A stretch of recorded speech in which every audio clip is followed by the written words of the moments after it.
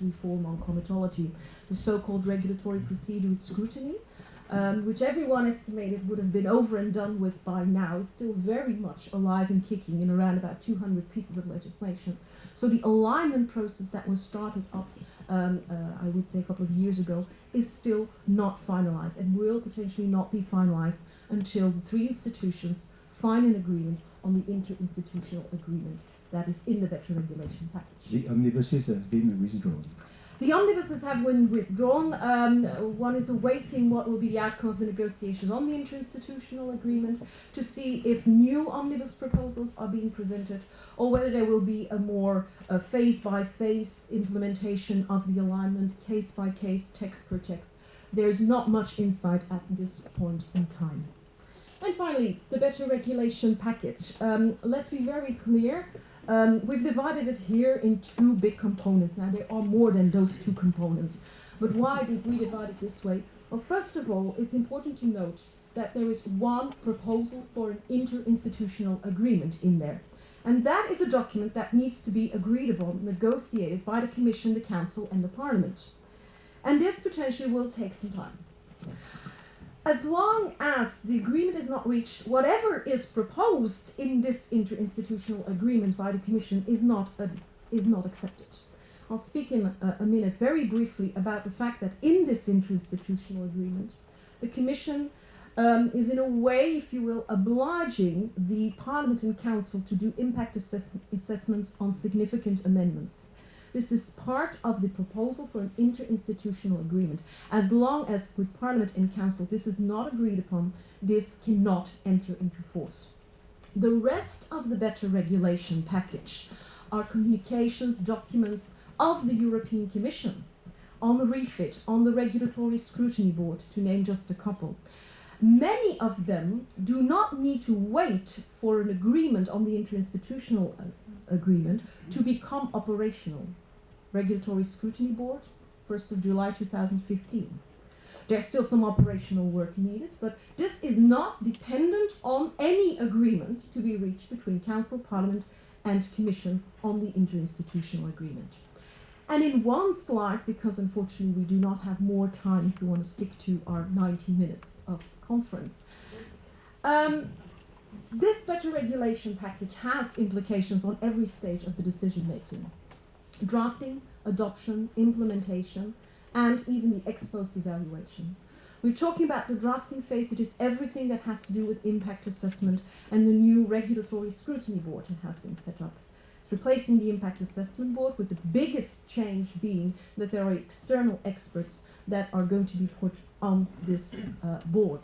In the adoption phase, there again, in the interinstitutional agreement, the proposal of the Commission to do impact assessments either by the Council or by the Parliament on their significant amendments. There's already been a bit of a buzz on that from parliamentarians, whether this is something that is acceptable or not. Negotiations will definitely show how this is going to turn out. I think it's fair to say that it will become, if this all comes through, a lengthier process. How much lengthier is another question, but in any case will lengthen matters. With regard to delegated and implementing acts, so the implementation phase, the biggest novelty there is a 4-week consultation period for delegated and implementing acts opened up to stakeholders. This is brand new. You can ask some questions about the moment that this consultation is taking place, when Member States and the Commission have possibly already done a number of negotiations on a file. That's when a file is going to be opened up for a consultation. Is that too early, too late in the process? Question mark. On top of it, for implementing acts, there is a truckload of exceptions when there will not be a 4-week consultation period for implementing acts. And to a certain extent, this makes sense. If you're talking about implementing acts of authorization of substances, medicines, etc., which are for one company often, it doesn't make a lot of sense to indeed open them up to full public consultation. Again, if you look at all the exemptions, the question is how many consultations will actually be done on implementing acts. And finally, of course, with regard to the ex-post evaluation, the refit is not something that is new. It's existed for a number of years. But what is new is a refit platform. which will be composed of basically two clusters, a government cluster and a stakeholder cluster, where a number of represented stakeholders will also be able to indicate to the Commission whether there is a need to re-evaluate or do a fitness check on existing legislation. And by the way, as you probably know in the Commission Work Programme, there is a list of pieces of legislation and of topical areas such as food law, etc., that is up for fitness check or evaluation. I will leave it at that because I do absolutely want to give the opportunity to the panel to really express their views. And this has already been mentioned by Daniel. You'll get this brochure with more insights on the better regulation package sent to you as you register to this conference. Thank you. Thank you very much, Vicky. Well done in time, 15 minutes. Congratulations. If I can, if I can give a personal anecdote before to give the floor to Professor Costa, from September 1975, when I started my career in European public affairs, till December 2009, the entry into force of the Lisbon Treaty, I have never had any problem for the decision-making process. Never. Everything was clear. We were in co-decision, or we were in a management procedure, or in a regulatory procedure. The system was very uniform, very, very clear. And you see now where we are. I mean, Vicky has presented, not commented. It will be up to Professor Costa to comment. But we have moved from a system in which the leadership in terms of lobbying was, on the one, knowing the what, being a specialist of the issue. And now, if he has not a compass, if he is not accompanied by a deep understanding of the decision-making process, he is simply lost. And as Vicky said, we have moved from a uniform system to a case-by-case, with a lot of exceptions, derogation. So, Professor Costa, we are waiting for your analysis and comments, and I give you the floor. Thank you very much, Daniel. Thank you for the invitation. I'm not sure I have something to say after listening to Vicky. Just to say that it's all about simplifications. That's why nobody understands anything today. Just go back a bit in history. We should always remind that the starting point of the EU regime was really driven by an idea of pragmatism and people looking for efficiency, not looking at any kind of model, and it was really to set up European communities with a system that would be driven by the search of efficiency, pragmatism, no concern for democracy, new solution with the creation of that strange European Commission, and a legitimation that was rational, legal based, and with no concern about participation, representation, etc., etc. And that was called the community method. However, that system was obliged to change because of, I would say, because of the deepening of European integration and the enlargement of European integration. There were new needs for legitimation, because you can rely on a system which is based on pragmatism and efficiency when you are just deciding on the size of cucumber, but it's quite different if you decide on a foreign policy or on a social policy or on a huge budget. So there were needs for more legitimation, also a search for more leadership, a search for also more efficiency, and also the problem of the growing concern about European integration in the population. And we see the situation today with the rise of Euroscepticism to very high level in several member states. And so because of all that process of evolution of the original system of community method, we end up with a system that was described by Vicky, that can in a way be described today like a quadripartite system.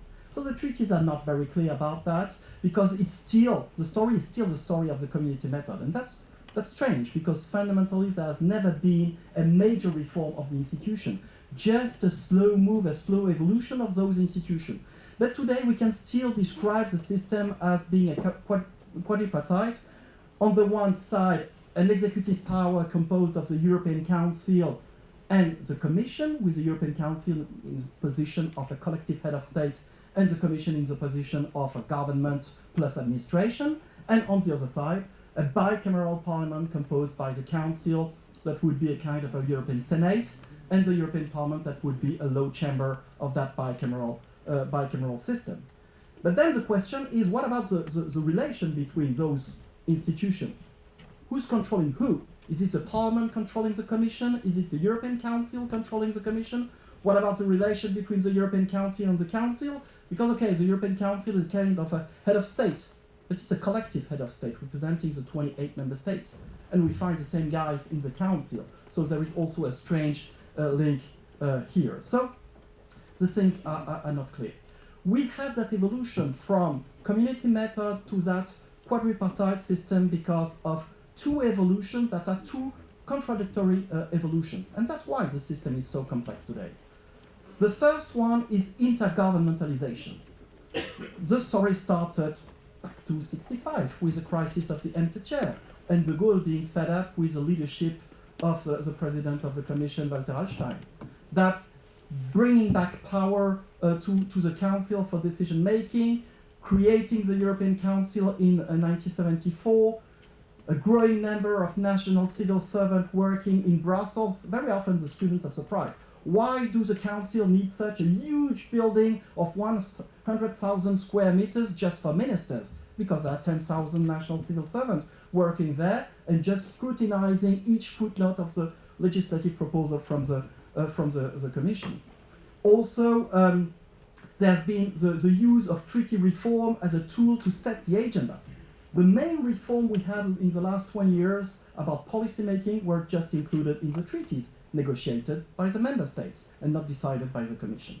And this continued with the Lisbon Treaty, with a strong institutionalization of the European Council, permanent president, huge building now with La Loi, and a staff, and a budget, etc., etc. And the European Council happened to play a major role in solving the economic and financial crisis in 2008.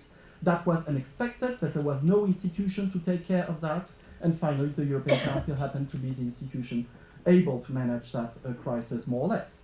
Now there is even in the treaty the possibility for member states to leave the European Union, which again insists so much on that intergovernmental dimension of European integration, and people thinking now about the Grexit or the Brexit and all that, once again is reaffirmation of the weight of member states within the system. That's the first trend. Then we have a second trend which is a bit contradictory with that. It's parliamentarization that has been described by Vicky. The fact that the EP has been elected starting in 79, with that story of a growth of powers of European Parliament, which is a real growth. European Parliament started with basically no power in 58. It was just there for the symbol. And today we have a super powerful institution. If you look at the capacity of influencing policy making, really scrutinizing the Commission, controlling the Commission. There will also be the progressive involvement of the European Parliament in the appointment of the Commission, because the Lisbon Treaty is just the last step of a very long story, with the European Parliament starting to gain influence in a process where the Parliament was not involved at the beginning. Parliament starting to vote, okay, we agree with the appointment of Mr. Delors as President of the Commission. People in the European Council will say, nobody asked you. Okay, but we are still saying yes. And then Delors, for his second term, say, okay, I will accept to be again the President of the Commission, only if the Parliament approves. So we are in that process of a growing influence of the European Parliament. And then there is a world context of the Treaty of Maastricht, Amsterdam, Nice and Lisbon, creation of the European citizenship, empowerment of European political parties, the rise also of the political logic within the EP. So we have a world context with the growing power of the European Parliament, new connection with the Commission. This sounds very much like parliamentary system, parliamentarization. And things are going on with the Treaty of Lisbon. Article 10 saying that European Union is grounded now on democratic representation. This is groundbreaking because it's totally different from the story of the community method with the Commission as an agency which is just doing the rational legal thing. We have now a general definition of the role of the European Parliament. Before, the European Parliament had a certain number of powers. You had to read the World Treaty to find them. Now we have a general principle on what the European Parliament is doing in that system. Systematization of codecision, the role of the Parliament in the budget, role of the Parliament in delegated legislation, and finally, the increased role of the European Parliament in the appointment of the Commission with the story of the Spitzenkandidat. So we end up in a situation now where it's quite difficult to decide what the system is about. I will quote here Martin Schulz, the president of the European Parliament. He made a speech in front of the Parliamentary Assembly of the Council of Europe. He did not get wrong about the hemicycle, it was on purpose. And he described what was happening in the European Union, talking about summitization.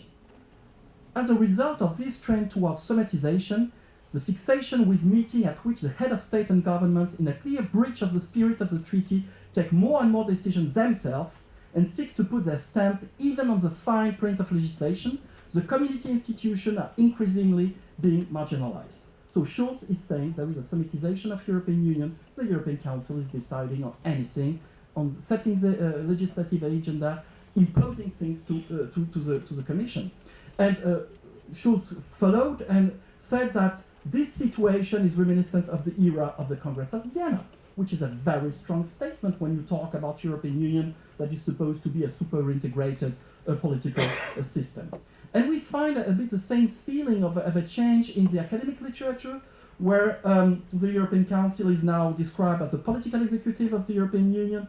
This is Sergio Fabrini's analysis, and you find that also in the work by Uwe Putter, which is underlining the fact that the European Council has now a role in giving instruction to both the Council and the Commission regarding policy making. So we have a trend here of intergovernmentalization.